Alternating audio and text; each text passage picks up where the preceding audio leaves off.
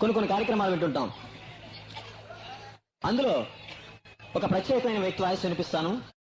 ఆయన రేడియోలో ప్రశ్నకి సమాధానాలు ఇస్తుంటారు. ఆయన వాయిస్ కూడా మనం మిమిక్రీలో అనుకరించుకోవచ్చు. ఆయన పేరు విశ్వశ్రీ గారు. ఆయన రేడియోలో వాయిస్ ఏ విధంగా ఉంటుంది? ఆయన వాయిస్ మీద ఒక జోక్ వినిపిస్తాను, ప్రశ్నలకు సమాధానాలు. అయ్యా గురువు గారు, మన కాకినాడ నుంచి ఎవరో వెంకటేశ్వర గారట అడుగుతున్నారు. వారి కోడి పొదగటం లేదట, కారణం ఏమిటని అడుగుతున్నారు. దానికి సమాధానం మీరేం చెప్తారు?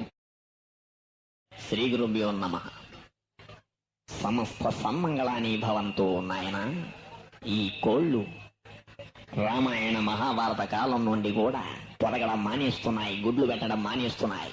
ఏం చేతంటే వీటికి బాగా ఫోజు పెరిగిపోయింది నాయన. కోళ్ల భారాలు పెట్టినప్పటి నుంచి ఇవి సరిగ్గా పొదగడం లేదు, సరిగదా గుడ్లు కూడా పెట్టడం లేదు. వీటికి సరైన పోషక పదార్థాలు వేయకపోవడమే కారణం.